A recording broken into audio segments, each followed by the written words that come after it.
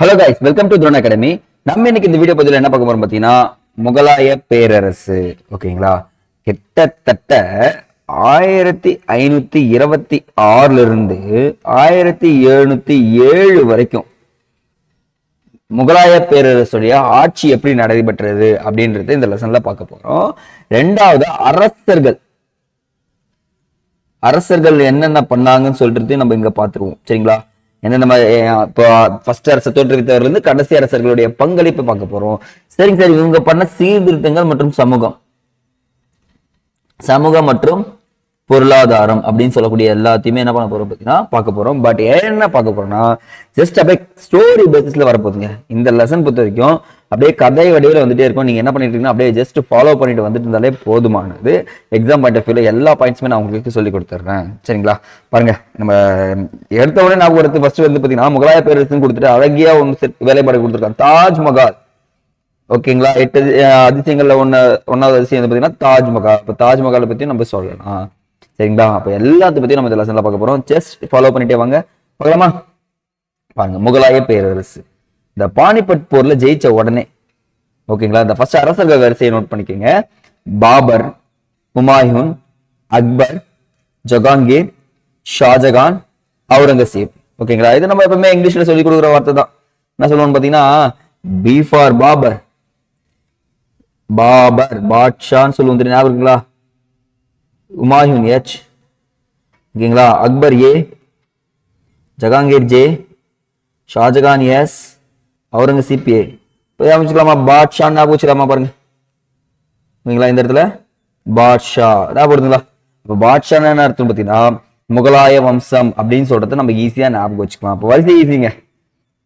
பாபரால் தோற்றுவிக்கப்பட்ட வம்சம் கடைசி பேரரசன் அவுரங்கசீப் போரால் ஓரளவுக்கு முடிவு பெறுங்க. ஓகேங்களா, அதுக்கப்புறம் வந்து பார்த்தீங்கன்னா கொஞ்சம் கம்மி ரெடியூஸ் ஆகிட்டே இருப்பாங்க. என்னென்ன நடந்துச்சுன்றது நம்ம கேட்டுக்கலாம். ஓகேங்களா, அப்போ எக்ஸாம் பாயிண்ட் ஆஃப் வியூல இது ரொம்ப ரொம்ப இம்பார்ட்டன்ட். இந்த வரிசையை கேட்டாங்கன்னா நீங்க மிஸ் பண்ணவே கூடாது. ஓகேங்களா, ஓகேங்க. பாபருடைய வருகை, அவருடைய இங்க சென்ட்ரல்ல ஒருத்தர் வருவாருங்க. இந்த ஹுமாயூனுக்கும் அக்பருக்கும் நடுவுல அவர் தான் வந்து பார்த்தீங்கன்னா சூர் வம்சத்தை ஷெர்ஷா சூரின்னு வந்து சூர் வம்சம் சொல்லிட்டு பார்ப்போம். ஓகேங்களா, எக்ஸாம் பாயிண்ட் ஆஃப் வியூல இதுவும் முக்கியம். சரிங்களா, ஒரு புதிய சகாப்தங்க இந்தியாவில் பெரிய பேரரசு நிறுவுறாங்க. சென்ட்ரல்ல ஷெர்ஷான்றவர் சூர் வம்சத்தை நிறுவுறாரு. ஆனா இந்த முகலாய பேரரசுடைய புகழ் பாத்தீங்கன்னா ஆசியா மட்டும் இல்லாம ஐரோப்பா முழுவதுமே பரவி காணப்பட்டுச்சுன்னு சொல்றாங்க. ஓகேங்களா, அப்ப இந்த இடத்துல ஒவ்வொருத்தரை பத்தி நம்ம பொறுமையா பார்க்கலான்றத சொல்றேன். ஃபர்ஸ்ட் பாத்தீங்கன்னா அக்பரை பத்தி, சரி பாபரை பத்தி பார்ப்போம். பாபரை பொறுத்த வரைக்குமே பாத்தீங்கன்னா வச்சுக்கோங்களேன், ஒரு 4 ஆண்டுகள் இந்தியாவில் ஆட்சி பண்ணது பாத்தீங்கன்னா 26 to 30 தாங்க ஆட்சி பண்ணியிருக்காரு. ஒரு 4 ஆண்டுகள் தான் பண்ணியிருப்பாரு. அப்போ பாபருடைய ஹிஸ்டாரிக்கல் பேக்ரவுண்ட் பார்த்துலாம். மூதாதையரும் அவர்களுடைய தொடக்க கால பணிகளும். பாபர் பேரரசு வந்து பாத்தீங்கன்னா முகலாய பேரரசை நிறுவியவர் யாருன்னா ஜாகிருதீன் முகமது பாபர். அவருடைய ஃபுல் நேம் எழுதிங்க, ஜாகிருதீன் முகமது பாபர், இவர் தான். ஓகேங்களா, முகல் என்ற வார்த்தையை பாபரின் மூதாதையரை குறிக்கும் சொல்லிட்டு சொல்றாங்க. இப்போ அவங்க மூதாதையர் இருக்காங்க பார்த்தீங்கன்னா, இப்போ ஒவ்வொருத்தருக்கும் ஒவ்வொரு பரம்பரையை சொல்லிட்டு சேர்ந்தவங்க சொல்ல பார்த்தீங்கன்னா, இப்போ முகல் என்ற வார்த்தையை மூதாதையை குறிக்கும்னு சொல்லி சொல்றாங்க. ஆனா இவருடைய தந்தை வழியில யாருன்னு பார்த்தீங்கன்னா, இவர் தைமூரின் கொள்ளு பேரன். அந்த தைமூர் யாருன்னு தெரியுதுங்களா? இப்போ கிட்டத்தட்ட 1398 ஆண்டு, ஓகேங்களா, நம்ம இந்தியாவை கொள்ளடிச்சிட்டு போனாரே, அவருடைய கொள்ளு பேரனே இவர் தானா. ஓகேங்களா, தாய் வழியில் அவருடைய தாத்தா தாஷ்கண்டை சேர்ந்த யூனிஸ் கான் சொல்லுவாங்க. ஓகேங்களா, இவரும் அவர். ஆனா இவர் மாபெரும் மங்கோலிய அரசனான செங்கிஸ்கானின் 13வது தலைமுறை வாரிசு. பாருங்க, இவருடைய செங்கிஸ்கானுடைய 13வது தலைமுறை வாரிசு யாரு பாத்தீங்கன்னா பாபர் வந்து பாத்தீங்கன்னா 1483 ஆண்டு பிப்ரவரி 14ஆம் நாள் பிறக்கிறாருங்க. அவருக்கு தான் ஜாகிருதீன் பேர் வைக்கிறாங்க. ஜாகிருதீன் என்னன்னா நம்பிக்கையை காப்பாற்றுபவர்.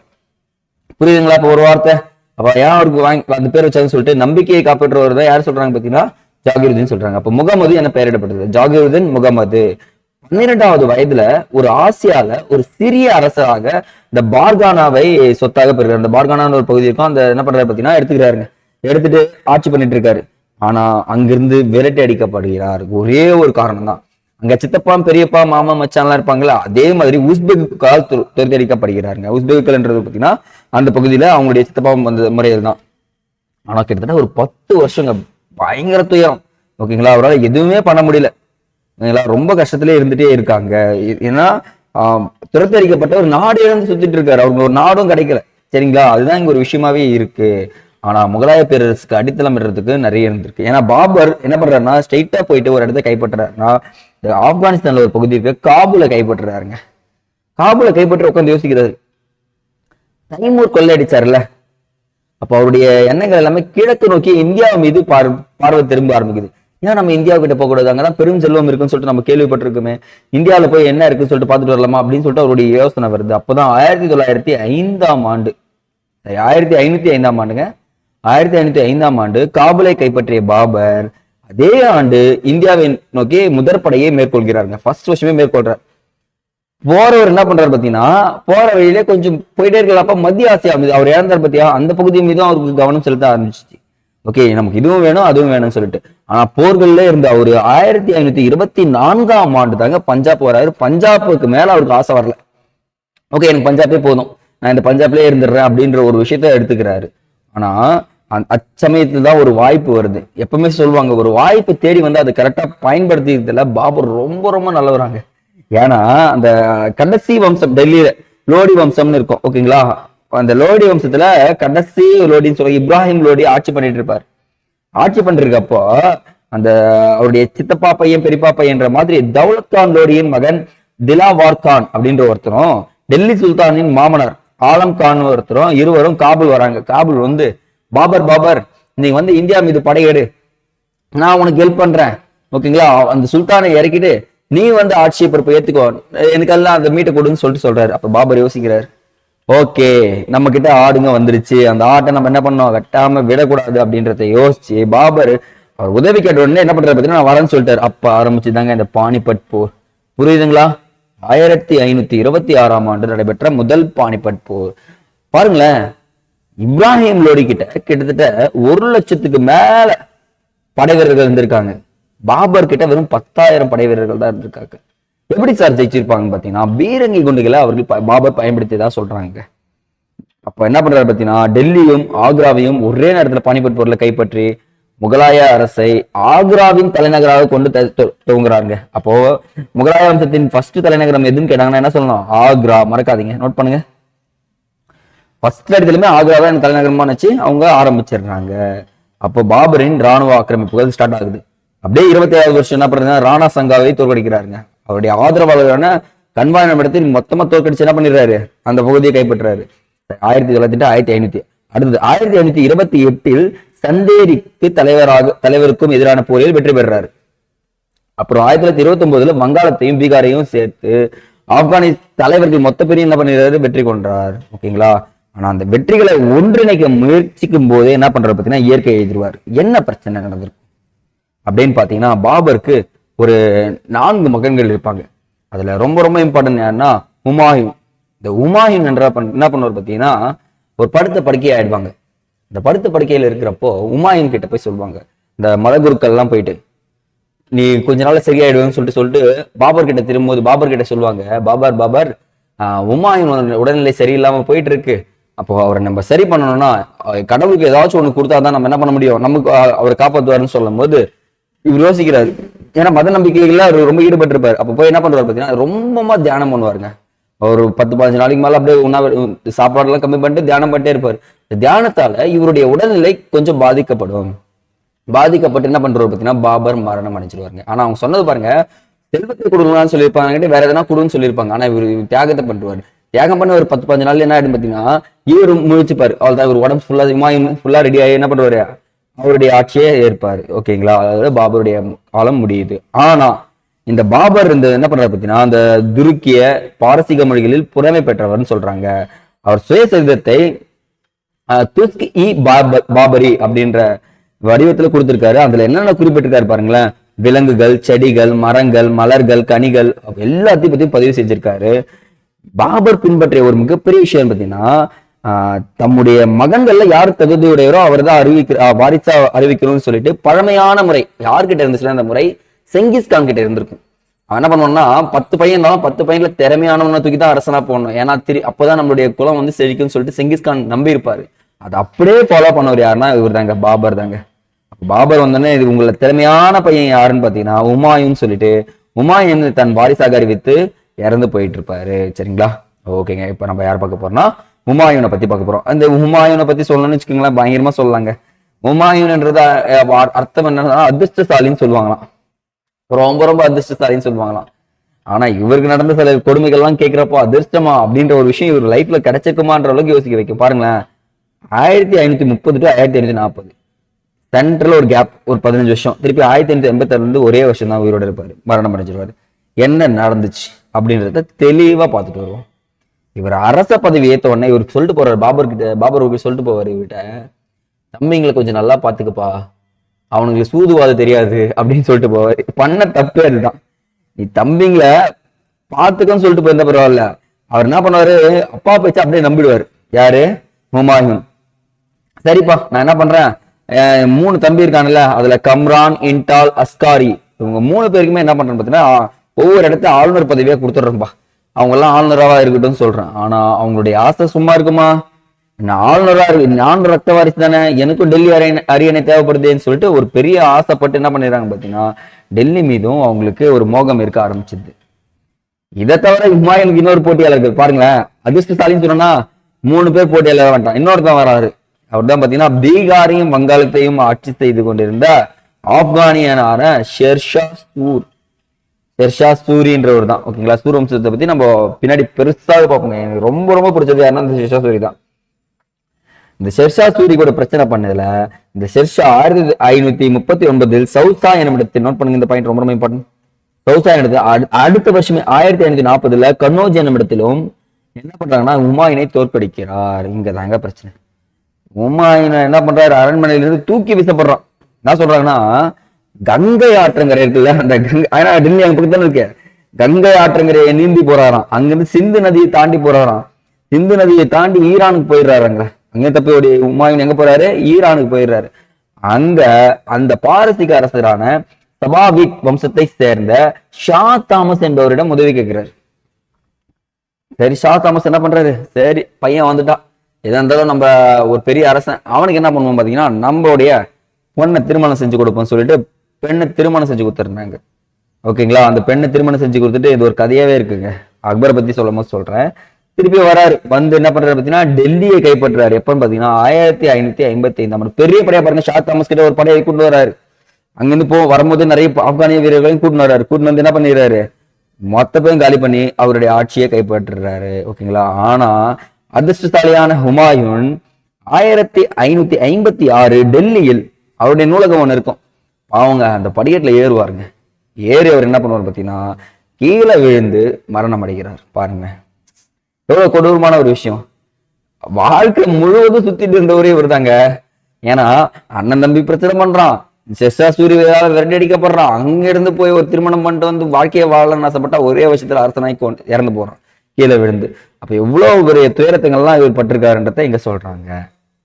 அது சென்ட்ரல் இந்த ஷெர்ஷாவை பார்த்தோம் பாத்தீங்களா, அந்த 40-45 வரைக்கும் இம்பார்ட்டன்ட் பாயிண்ட்ஸ் மட்டும் சொல்றேன் பாருங்க. அது மட்டும் இல்லைங்க, இந்த பீகார்ல சசாராம் என்ற பகுதியை ஆட்சி பண்ணிருந்த அன்சன் சூரி எனும் ஆப்கானிய பிரபுக்கு மகனாக பிறந்தவர் தான் இந்த ஷெர்ஷாங்க. ஓகேங்களா? அப்பா பேர் என்ன, அன்சன் சூரி. ஹுமாயூனை ஆட்சி இயக்க செய்த பின் ஷெர்ஷா ஆக்ராவில் எந்த இடத்துல நோட் பண்ணுவாங்க, இந்த இடத்துல கேட்பாங்க, சூர் வம்சத்தை எந்த இடத்துல தோற்றுவித்தார் பாத்தீங்கன்னா ஆக்ரா நகரில் தான் தோற்றுவித்தார். பாருங்க, இந்த முகலாய பேரரசுடைய தலைநகரமும் ஆக்ரால இருந்துச்சா, இங்க ஃபர்ஸ்ட் ஸ்டார்ட் பண்றப்போ அதே மாதிரி இந்த சூர் வம்சத்தை எங்க தோற்றுவிக்கிறாருன்னா ஆக்ராவில் தான் தோற்றுவிக்கிறாரு. இவருடைய ஆட்சி காலம் குறுகிதான் இருந்தாலும் வங்காளம் முதல் சிந்து வரை ஒரு நீங்களாக பரவிந்தது. இந்த கிராண்ட் ட்ரங்க் ரோடுன்னு ஒரு ரோடு கேள்விப்பட்டிருக்கீங்களாங்க யாருன்னா? கிராண்ட் ட்ரங்க் ரோடா அப்படின்னா என்ன சார், இந்த 4 வழிச்சாலைகள்னு சொல்லுவாங்க தெரியுமா, 1 2 3 4, இந்த 4 வழிச்சாலைகள் கொல்கத்தால இருந்து பாத்தீங்கன்னா லாகூர் வரைக்குமே 4 வழிச்சாலைகளை போட்டிருப்பாருங்க. எல்லாத்தையும் பிடிச்சி என்ன பண்ணுவார், ஃபர்ஸ்ட் கிராண்ட் ட்ரங்க் ரோட போட்டவர் இந்த ஷெர்ஷா சூரி தாங்க. கொஷின் நம்ம இதுல பாத்தீங்கன்னா ஜியோகிராஃபில பாத்தீங்கன்னா கேட்பாங்க. ஓகேங்களா? அப்ப இந்த இடத்துல வந்து பாத்தீங்கன்னா பெரிய ஆட்சி நடத்துறாரு. அது இல்லாம ஒரு விஷயம் பண்ணிருக்காங்க, நில வருவாய் முறையை அறிமுகம் செய்கிறார். அப்ப நில வருவாய் முறையை ஃபர்ஸ்ட் அறிமுகம் நல்ல முறையில் செஞ்சிட்டாருன்னா இவர் தான். பல சாதனைகள் செஞ்சிருக்காரு. நாணயங்களை நிறுத்துதல், முகத்தில் அளவுகளை தர அளவுபடுத்தினார், எல்லா விஷயமும் பண்ணி என்ன பண்றாரு பார்த்தீங்கன்னா பண்றாரு. ஆனா இவரை பத்தி நம்ம டீட்டெயிலா வந்து பாத்தீங்கன்னா பின்னாடி பார்ப்போம். பட் ஆனா இது இவர் ஜஸ்ட் ஒரு இன்ஃபர்மேஷன்ல தெரிஞ்சு வச்சுக்கோங்க. சரிங்களா? இவருக்கு ஏன் சூர் என்ற பேர் வந்துச்சுன்னு பாத்தீங்கன்னா, ஷெர்ஷா என்ற பேர் வந்துச்சுன்னா புலியை கொண்டிருப்பாராம். அதனாலதான் ஷெர்ஷா சூரின்ற பேர் வந்துச்சு. இவர் மரணம் அடைஞ்சதும் கொடுமையா இருக்குங்க ஷெர்ஷாவை பத்தி பேசுறப்போ. ஓகேங்களா, அந்த மைக் 1 மைக் 2 மைக் 3ன்ற மாதிரி தான் கோட்டைக்குள்ள என்ன பண்ணுவார் பார்த்தீங்கன்னா, ஒரு படையை எடுத்துட்டு போவாராம். கோட்டையை சுத்தி வெடிபொருள் வச்சிருவாங்களாம். வெடிபொருள் வச்சுட்டு வெடிக்குமான்னு பார்த்துன்னு இருப்பாங்களாம். வெடிக்கவே வெடிக்காதான், ஆனா கிட்ட போனவொடனே டக்குன்னு வெடிச்சிருமோ. அந்த படுகாயம் அடைஞ்சு மரணம் அடைஞ்சவர்ல இது உருவம் ஒருத்தர் தாங்க. ஓகேங்களா, அப்போ எக்ஸாம் பாயிண்ட் ஆஃப் வியூல இவரை பத்தி ஜஸ்ட் தெரிஞ்சுக்க நான் உங்களுக்கு எக்ஸ்பிளைன் பண்ணிக்கிறேன். அடுத்த நம்ம பார்க்க போறது ரொம்ப ரொம்ப இம்பார்ட்டன்ட், அக்பர்.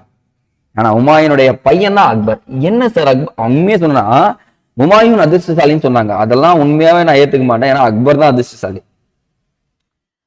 பாருங்களேன், ஹுமாயூன் வயிற்றுல இருக்கிறப்பவே சரி, ஹுமாயூன் அப்பாவா இருக்கும்போது அவங்க அம்மா வயிற்றுல இருக்கிறப்போ அக்பர் என்ன பண்றாருன்னா, ஒரு பாலைவனத்துல கடந்து வராங்களாம். ஹுமாயூனும் அவங்களுடைய மனைவியும் மாம்பழம் சாப்பிடணும்னு ஆசை வந்துச்சு அவங்க மனைவிக்கு. இந்த பாலைவனத்துல எங்கப்பா மாம்பழம் கிடைக்க போகுது, குழந்தைக்கு வேற பசிக்கும் அப்படின்னு சொல்லிட்டே இருக்காங்களாம். திடீர்னு பார்த்தா மாம்பழம் வியாபாரி வந்து நிற்பானா. யோசிக்கிறாங்களாம், ஒருவேளை அக்பர் வயிற்றுல இருக்க வச்சுதான் இந்த மாதிரி எல்லாம் நல்லது நடக்குதோ, அப்ப இவங்க அதிர்ஷ்டசாலின்னு சொல்லிடுறாராம் ஹுமாயூன். உண்மையாலே ரொம்ப ரொம்ப அதிர்ஷ்டசாலியாருன்னா அக்பர் தான். ஏன்னா அரியணை ஏர்ல இருந்து எல்லா விஷயத்திலையும் பார்ப்பாங்க. இந்த லெசன் ஃபுல்லாவே நம்ம அக்பரை பத்தி பெருசா பேச போறோம். சரிங்களா, அப்படியே நோட் பண்றீங்களா? அரியணை ஏறுறாருங்க. ஹுமாயூன் இயற்கை எழுதிய பிறகு அவருடைய 14 வயது மகன், என்ன வயசு அவருக்கு? 14 வயசு தான், அக்பராக முடிசூட்டிக் கொள்கிறார். இவருடைய சிறுவனா இருந்த போதே அந்த பகர, அப்படி நோட் பண்ணுங்க, இந்த பகர நகர ஆளுநர் ஒருத்தர், பகர ஆளுநர் பொறுப்பேற்ற பைரம் கான் அரசர் சார்பாக ஆட்சி புரிகிறாருங்க. பாருங்க, பைரம் கான் என்ன பண்றாருன்னா ஒரு கொடுங்கோலுங்க. என்ன பண்ணாலும் நமக்கு வந்து பாத்தீங்கன்னா அவன் அரசன், அவனை கீழே நான் எல்லா கட்டளையும் போட்டு நானே நிறைவேற்றணும்னு சொல்லி எழுதிட்டு இருக்காருங்க. அப்பதான் அந்த சூர் வம்சத்தை சேர்ந்த கடைசி அரசன் சொல்லக்கூடிய அரசர்னு சொல்லலாம் ஹேமு. ஓகேங்களா, அந்த தளபதியை 1556ஆம் ஆண்டு எந்த பானிபட் போர்னா செகண்ட் பானிபட் போர். ஓகேங்களா, இங்க பாருங்க, 1556ஆம் ஆண்டு இரண்டாவது பானிபட் போர். பாருங்களேன், முதல் பானிபட் போர் 1526, கிட்டத்தட்ட 30 வருஷம் கேப் இருக்கா பாருங்க. 36, 46, 56, 30 வருஷம் கேப்ல வந்து என்ன பண்ணீங்கன்னா ரெண்டாவது பானிபட் போர் நடக்குது. என்ன பண்றாரு, சூர் வம்சத்தை மொத்தமா அழிச்சு பைரம் கான் அதே ஆண்டு பானிபட் போர்ல என்ன பண்ணிடுறாங்க பாத்தீங்கன்னா ஏமுவையும் தோற்கடிச்சு மொத்தமா காலி பண்ணிடுறாங்க. அப்போ பாபருக்கும் ஏமுக்கும் நடந்ததுதான் செகண்ட் பானிபட் போர். யாருக்கு? பாபர், ஏமு. ஓகேங்களா, கேட்பாங்க கொஸ்டின், பாபருக்கும் ஏமுக்கும் நடந்ததுதான் செகண்ட் பானிபட் போர்னு சொல்லிட்டு கேட்பாங்க. அப்போ ஃபர்ஸ்ட் பானிபட் போர் யாரா இருக்கும்? பாபருக்கும் இப்ராஹிம் லோடிக்கும் நடந்ததுதான் செகண்ட் பானிபட். சரிங்க, இங்க பாபர் கிடையாது, அக்பர். ஒரு நிமிஷம். இரண்டாவது பானிபட் போர் வந்து பாத்தீங்கன்னா அக்பருக்கும் ஏமருக்கும். ஓகேங்களா, அக்பர் விஎஸ் ஏமோ. முதல் பானிபட் போர் பாபர் விஎஸ் இப்ராஹிம் லோடி. ஓகேங்களா, இந்த ரெண்டுத்தையும் டிஃபரெண்ட் பண்ணிக்கிங்க, இங்கே எழுதி வச்சீங்கன்னா உங்களுக்கு ஹெல்ப்ஃபுல்லா இருக்கும். அப்போ ரெண்டு பானிபட் போர்லயுமே முகலாயர்கள் வெற்றி கொள்கிறார்கள். அப்போ அக்பரால் வந்து பாத்தீங்கன்னா அன்றாட வாழ்வில் ஜெயிச்சு குத்தாருல அந்த பைரம் கான், எப்ப பார்த்தாலும் உள்ள வந்து ஏதாச்சும் ஒண்ணு சொல்லிட்டே இருக்காரு. அப்ப அக்பரால முடிவே எடுக்க முடியல. என்ன பண்றாரு பைரம் கான், நீங்க என்ன பண்றீங்க, ஹஜ் பயணத்தை மேற்கொள்ளுங்க, நீங்க கிளம்புங்க ஃபர்ஸ்ட் இங்க இருந்து, நான் பாத்துக்கிறேன்னு சொல்லிட்டு அனுப்புறாரு. ஆனா இவரு போற வழியிலேயே சில ஆப்கானிய வீரர்களால் கொல்லப்படுகிறார். ஆனா என்ன சொல்றாங்கன்னா அக்பருடைய தூண்டுதல் பேர்ல தான் பைரம் கான் கொல்லப்பட்டதாக சொல்றாங்க. ஏன்னா குஜராத்ல கொல்லப்பட்டுருவாராம். இதனால்தான் அக்பரால் அரசை முழுமையாக கட்டுப்படுத்த முடிஞ்சதுன்னு சொல்லிட்டு ஒரு குறிப்புகள் கூறப்படுகிறது. ஆனா அக்பர் பாருங்களேன், படையெடுப்பின் மூலமாகவும் நட்புறவின் மூலமாகவும் இந்தியாவின் பெரும் பகுதியை தம் கட்டுப்பாட்டுக்கு வச்சு வர்றாங்க. நட்புறவுனா ஒண்ணு இல்லைங்க, மேட்ரிமோனியல் அலைன்ஸ் பண்ணிப்பாரு. ராஜபுத்திர அரசர்களையும் கல்யாணம் பண்ணிப்பாரு, இந்துக்களையும் கல்யாணம் பண்ணிப்பாரு, அவருக்கு முஸ்லீம்களையும் கல்யாணம் பண்ணிப்பாரு. யாரெல்லாம் எதுக்குறாங்களோ அவங்க அந்த இடத்துல போய் நான் உன் பொண்ணை கல்யாணம் பண்ணிக்கிறேன், நீ என் படைகளை அமைச்சுக்கோ அப்படின்னு சொல்லக்கூடிய ஒரு நல்ல ஒரு விஷயம் பண்றவர் தான் இந்த அக்பர். அப்படின்னு சொல்றது நல்ல மனசு கொண்டவர்னு சொல்லலாங்க இந்த இடத்துல. சரிங்களா, அப்போ இவர் வந்து பாத்தீங்கன்னா பெண் ஆட்சியாளர்கள் மீது படையெடுப்பு நடத்துறாரு அக்பர். எந்தெந்த பகுதியிலும் பாருங்களேன். ஏன்னா சில பேர் வந்து பாத்தீங்கன்னா தொல்லை கொடுப்பாங்க, சில பேர் தொல்லை கொடுக்க மாட்டாங்க. நம்மால் ரெண்டு பேரையும் போய் படையெடுப்பாரு. அந்த மால்வத்தை சேர்ந்த மத்திய இந்தியாவின் சில பகுதிகளை கைப்பற்றாரு. அப்போ மத்திய இந்தியா பகுதியை சேர்ந்த ராணி துர்காவதியை பாபர் தோற்கடிக்கிறார். ஃபர்ஸ்ட் யார் தோற்கடிக்கிறாரு? துர்காவதி. மற்றவர்கள் இதனை மற்றவர்கள் யாரும் விரும்பல, வேணா விட்டுருங்கன்னு சொல்றாங்க. ஆனாலும் அக்பருக்கு தீங்கு எதுவும் செய்யாம இருந்தாங்க ஒரு பேரரசை. ஆசியா அந்த யாருன்னு பாத்தீங்கன்னா இந்த நான் அவனுக்கு அக்பர் அவனுக்கு எந்த பிரச்சனையும் பண்ண மாட்டேன்னு சொல்லியும் ஒரு போய் என்ன பண்றாரு பாத்தீங்கன்னா அந்த இடத்துல தோற்கடிச்சதால ராணி துர்காவதி இன்னி வரைக்கும் பேசப்படுறாங்க. சரிங்களா, அடுத்து பாருங்க. அதே போலவே தென்னிந்தியாவில் அகமது நகர், ஓகேங்களா, இந்த அகமது நகர்ல பக்ரா அந்த பக்ரா ஆட்சியாளராக புகழ்பெற்றிருந்த ராணி சந்த் பிவியின் மீதும் அக்பர் படையெடுத்தாருங்க. ஆனா ராணி காட்டிய வலுவான எதிர்ப்பால், உண்மையாவே சொல்லணும் இந்த இடத்துல அவங்கள தோக்கடிக்க முடியல அக்பரால. ஆனா என்ன ஆயிடுச்சு, கடைசியா அந்த அம்மையார் கூட போயிட்டு உடன்படிக்கையை போட்டு இனிமே நம்ம 2 பேரும் ஒன்னா சேர்ந்துக்கலாம், உனக்கு எதனா பிரச்சனை நான் வரேன்னு சொல்லிடுவாரு. ராணி என்ன பண்றாங்க, சரி ஆனா நான் சுதந்திர அரசு தான் இருப்பேன், எனக்கு எதனா பிரச்சனை நீ வா, உனக்கு எதனா பிரச்சனை நான் வரேன்னு சொல்லிட்டு ஒரு சின்ன உடன்படிக்கை போட்டுருவாங்க. பாருங்க, துர்காவதியை தோற்கடிச்சவங்க இவங்க, ஆனா இவங்க என்ன பண்ண முடியல, சந்த் பிவியின் உடைய எதிர்ப்பை சமாளிக்க முடியல அப்படின்றத இங்க சொல்றாங்க. அப்போ இதையும் பண்ணிருக்காரு. அதுக்கப்புறம் ஆல்டிகாட் போர் அப்படின்னு சொல்லிட்டு ஒரு போருங்க. இந்த மேவர் அரசர் ஒருத்தர் இருப்பார், யாருன்னா ராணா உதயசிங். ஓகேங்களா, ஒரே நிமிஷம் தண்ணி குடிச்சுக்கிறேன்.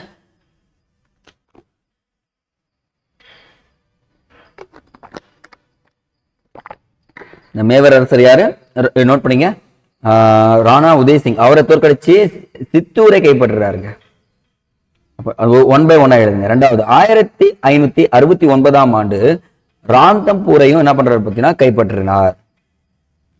இங்கதாங்க இந்த இங்க பாருங்க, 1576இல் உதய் சிங்கின் மகனான ராணா பிரதீப்பை இங்க பாருங்க ஆல்காட் போரில் தோற்கடித்தவர் யாருன்னா ராணா பிரதாப்பை. ஓகேங்களா, ராணா பிரதாப்பை தோற்கடிக்கிறார்னு சொல்லிட்டு சொல்றாங்க, வெற்றி கொள்றார். இந்த ராணா பிரதாப் ரொம்ப ரொம்ப பேசப்படுவார். ஏன்னா தோல்வி ஊற்ற போதிலும் அவர் செதக் என குதிரையில ஏறி பிரதாப் சிங் என்ன போறாருன்னா காட்டுக்குள்ள போயிடுறாரு. காட்டுக்குள்ள போயிட்டு அவர் சாவர வரைக்குமே என்ன பண்றாரு அப்படின்னா, நான் வந்து அக்பர் கூட போர் பண்ணணும்னு சொல்லிட்டு போர் பண்ணிட்டே இருக்காருங்க. இந்த துணிச்சல் மிகுந்த இவருடைய நினைவுகளை ராஜபுத்திரர்கள் இப்போ வரைக்குமே என்ன பண்றாங்கன்னா கதைகளாகவும் நாடகங்களாகவும் போயிட்டு இருக்குங்க. ராஜா பிரதாப்பை பத்தி. ஓகேங்களா, ராணா பிரதாப்பை பத்தி இப்போ வரைக்கும் பேசிட்டு இருக்காங்க. ஆனா அக்பர் இங்க பாருங்க, இங்க கைப்பற்றிய பகுதிகள் எப்பவுமே நம்ம மேப் வச்சு நடத்தும் போது சில பகுதிகளை நீங்க ஞாபகம் வச்சுங்க. காபூல் ஃபர்ஸ்ட் பாபர் வந்த இடமா, புரியுதுங்களா? ஆக்ரா முகலாயருடைய முதல் தலைநகரம் சொல்லலாமா? அடுத்தது இந்த அகமது நகர், ஒரு ராணியை போய் இவருக்கு பண்ணுவாரா? ஒவ்வொரு இடமா பாருங்க, ரொம்ப ரொம்ப இம்பார்ட்டன்ட். இந்த வங்காளம், ஷெர்ஷா சூரி பச்சை ஆட்சி பண்ணிட்டு இருப்பாரு. வங்காளம், பீகார் அந்த பகுதியில, சசாராமன்றதெல்லாம் இந்த பகுதியில் தான் இருக்கு. அப்போ அக்பரின் ஆட்சி பகுதி மொத்தமா இதுன்னு சொல்லலாமா? எவ்வளவு பெரிய ஆட்சி பகுதி பாருங்களா. பீகார் மொத்த பேரும் காலி பண்ணிட்டாரு, அகமது நகர் வரைக்கும் போயிட்டாரு. ஆனா பின்னாடி கீழே போக முடியல, பிஜப்பூர் கேட்கலாம். அது ஏன்னு சொல்லிட்டு நம்ம பின்னாடி பேசுவோம். சரிங்களா, இந்த பகுதி ஃபுல்லா கைப்பற்றி வச்சிருக்காரு. ஏன்னா அந்த டைம்ல என்ன இருக்காங்க, பாளையக்காரர்களும் இருந்திருக்காங்க. அதுதான் உண்மை. பாருங்க, கோல்கண்டா, பிடாரி, பீஜப்பூர் இது எல்லாமே இருந்திருக்காங்கன்றத சொல்றாங்க. ஓகேங்களா, நெக்ஸ்ட் இங்க பாருங்க, அந்த தென்கிழக்கு ஆசியா மற்றும் சீனாவுடன் வர்த்தக தொடர்பு ஏற்படுறதுக்கு காரணம் என்னன்னு பாத்தீங்கன்னா, இந்த அக்பர் என்ன பண்ணுவார்னா குஜராத் கைப்பற்றாரு. இந்த கைப்பற்ற இந்த தென்கிழக்கு இந்த கடல் பகுதி வணிகம் வந்து பாத்தீங்கன்னா ஐரோப்பியா இருக்குல்ல, அந்த பக்கத்துக்கும் அரேபியத்துக்கும் ஈஸியா போகலாம்னு சொல்லிட்டு வணிகத்தை மேற்கொள்றாரு. அதே மாதிரி கிழக்குல வங்காளத்தை கைப்பற்றிய உடனே இந்த தென்கிழக்கு ஆசியாவுடன் சீனாவுடனும் தொடர்பு ஏற்படுத்திக்கிறாங்க. அப்போ பாத்தீங்கன்னா இந்த கடல் வழி படையெடுப்புக்கு படையெடுப்பு மேற்கொண்டிருக்காருன்றது நமக்கு இங்க தெரிய ஆரம்பிக்குது. அது மட்டும் இல்லாம இந்த வடமேற்கு படையெடுப்புன்னு சொல்லிட்டு ஒரு படையெடுப்பு இருக்குங்க. நீங்க என்ன பண்றீங்கன்னா ஒன் பை ஒன்னா நான் சொல்ற மாதிரி எழுதுங்களேன். முக்கியமானவை என்பதுன்னா இந்த வடமேற்கு இந்த படையெடுப்புகள் தான் சொல்லிட்டு சொல்லுவாங்க. இவருடைய படையெடுப்புல அக்பர் காண்டகார், காஷ்மீர், காபூல் ஆகியவற்றை கைப்பற்றி பேரரசுடன் இணைக்கிறாரு. தக்காணம் சொல்லக்கூடிய நம்ம பகுதி இருக்கு பார்த்தீங்களா, அதுல பிரார், காண்டேஷ், அகமது நகர் சில பகுதியிலும் இணைக்கப்பட்டு செல்கின்றன. ஆனா இந்த இடத்துல வடக்குல என்னென்ன பகுதியும் பாருங்க, நோட் பண்ணுங்க. காஷ்மீர், தெற்கே கோதாவரி எல்லைகள் கேட்பாங்க. வடக்கே காஷ்மீர், தெற்கே கோதாவரி, மேற்கே காண்டகார், கிழக்கே வங்காளம். அவருடைய எல்லைகள் கேட்டாங்கன்னா மொத்தமே இதுதான் எழுதணும். முகலாய பேரரசு விரைந்து இருந்ததுன்னு சொல்லிட்டு சொல்றாங்க. இது இவ்வளவு தூரத்துல அவர் என்ன பண்ணி பரப்பியிருக்காரு. ஆனா 1605ஆம் ஆண்டு அக்பர் இயற்கை எய்தியவுடன் ஆக்ராவுக்கு அருகே உள்ள சிக்கந்தராவில் அவருடைய உடல் நல்லடக்கம் செய்யப்பட்டது. ஆனா இங்கேயும் ஒரு பிரச்சனை வரும். ஓகேங்களா, அக்பரை பத்தி இதோட முடியுதுங்க. ஆனா அக்பர் பண்ண சில விஷயங்கள் பாருங்களேன். அவருடைய அக்பரின் கொள்கைகள் இருக்குன்றீங்களா, இந்த வாள் மூலமும் பாத்தீங்கன்னா ஆதாரங்களை பெற முடியும், அன்பின் மூலமும் என்ன பண்ணும் ஆதாயங்களை பெற முடியும்னு சொல்லிட்டு அதிக நம்பினவர் யாருன்னா இவர் தாங்க. அன்பை விளக்காடுத்தையும் ஜெயிக்க முடியும், கத்தி எடுத்தையும் ஜெயிக்க முடியும்னு சொல்றத இப்ப சொன்னாங்க பாத்தீங்களா, அது அப்பவே காமிச்சவர் யாருன்னா இவர் தான். ஓகேங்க, ஏன்னா இந்து பிரபுக்கள் மீதும் இவங்க என்ன பண்ணல பாத்தீங்கன்னா சில விஷயங்களை திணிக்கல. ஏன்னா இந்த இடத்துல ஒரு விஷயம் பார்க்க போறோம். இந்த ஜிஸ்யா வரின்னு ஒரு வரி இருக்குங்க, தெரியுங்களா? இந்த ஜிஸ்யா வரியை முதலில் அறிமுகம் செய்தவர் யாருன்னா குத்புதீன் ஐபக். குத்புதீன் ஐபக் இவர் தான் வந்து பாத்தீங்கன்னா இந்தியாவில முதல்ல அறிமுகம் செய்கிறார். இதை ரத்து செய்யறவர் யாருன்னா இந்த அக்பர் தாங்க. புரியுதுங்களா? இனிமே ஜிஸ்யா வரியே இருக்கக்கூடாது, நான் நீக்கிடுறேன் அப்படின்னு சொல்லிட்டு முஸ்லிம்கள் அல்லாதோர் மீது விதிக்கப்பட்ட வரி தான் ஜிசியா வரின்னு சொல்றாங்க. அப்படின்னா இந்து பயணிகள் மீது விதிக்கப்பட்டிருந்த வரியை நீக்கிறாரு. இந்த நீக்கினோடனே இந்து மக்களுக்கு ரொம்ப ரொம்ப ரொம்ப சந்தோஷமாயிடுது. என்னப்பா டெல்லி சுல்தான் காலத்துல இருந்து பட்ட அந்த கஷ்டம் இப்ப போயிடுச்சேப்பா அப்படின்னா பெரிய விஷயம் தானே. நீக்கின உடனே இந்த ராஜபுத்திர உயிர்கொடி பெண்களை திருமணம் செய்து கொள்கிறாருன்னு சொல்றாங்க. அது மட்டும் இல்லாம தன்னுடைய பையனுக்கும் ராஜபுத்திர பெண்ணை திருமணம் செஞ்சு வைக்கிறாருங்க. நம்ம கேள்விப்பட்டிருப்போம், நீங்க பாத்தீங்கன்னா பார்க்கலாம், ஜோதா அக்பர்னு ஒரு படம் இருக்குங்க, ஃப்ரீயா இருந்தா பாருங்க. அக்பர் ஜோதா அக்பர் அந்த படம் பாத்தீங்கன்னா உங்களுக்கு இவருடைய குணாதிசயங்கள் எல்லாமே தெரிய ஆரம்பிச்சிடும். ஓகேங்களா. அந்த பேரரசின் உயர் பதவிகளை யார் நியமிக்கிறார் பாருங்களேன், முஸ்லிம் அல்லாத ராஜபுத்திர பிரபுக்களை நியமிக்கிறார். இதனால ஜெய்ப்பூரை சேர்ந்த ராஜா மான் சிங் ஒரு முறை காபூலின் ஆளுநராக வைக்கப்படுகிறார். பாத்தீங்களா, காபூல் எங்க ஆப்கான்ல இருக்கு, அந்த பகுதிக்கு என்ன பண்ணிடுறாரு பாத்தீங்கன்னா ராஜா மான் சிங் அங்க போய் ஆளுநராக நியமிக்கப்படுறாரு. ஓகேங்களா. அப்போ இந்துக்கள் மீது என்ன பண்றாரு, தாராள மயம் கொண்டிருக்கான்னு சொல்லலாமா, தாராள மனம் கொண்டிருக்குன்னு சொல்லலாமா. அதே மாதிரி மற்ற மதங்களையும் என்ன பண்றாரு பாத்தீங்கன்னா பெருந்தன்மையோடு நடத்துறாரு. இந்த சூஃபி துறவியான சலீம் சிஷ்டியும் சீக்கிய குருவான ராம்தாஸையும் அக்பரின் அளவில்லா மதிப்பையும் மரியாதையும் பெற்றிருந்தனர்னு சொல்லிட்டு சொல்றாங்க. அதே மாதிரி இங்க ஒரு குறிப்பு கொடுத்துருக்காங்க, ராம்தாஸ்க்கு அமிர்தரசில் அக்பர் பரிசாக வழங்கிய இடத்தில் தான் ஹர்மிந்தர் சாஹிப் கருவறை கட்டப்பட்டுள்ளது. நோட் பண்ணுங்க, ஹர்மிந்தர் சாஹிப் கருவறை எங்க கட்டப்பட்டுள்ளதுன்னா அமிர்தரசில் கட்டப்பட்டுள்ளது. ஓகேங்களா. யாருக்கு, ராம்தாஸ் கொடுத்தாரு, யாரு, அக்பர் கொடுத்தாரு. ஓகேங்களா. அப்ப புதிய நகரான பதேபூர் சிக்கிரியில்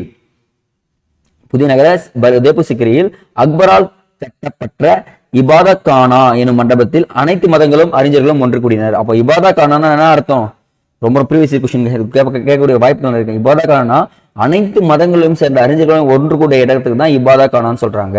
ஓகேங்களா. அது எங்க கட்டப்பட்டிருக்கு, பதேபூர் சிக்கிரியில். ஓகேங்களா. அதுதான் ரொம்ப ரொம்ப இம்பார்ட்டன்ட்.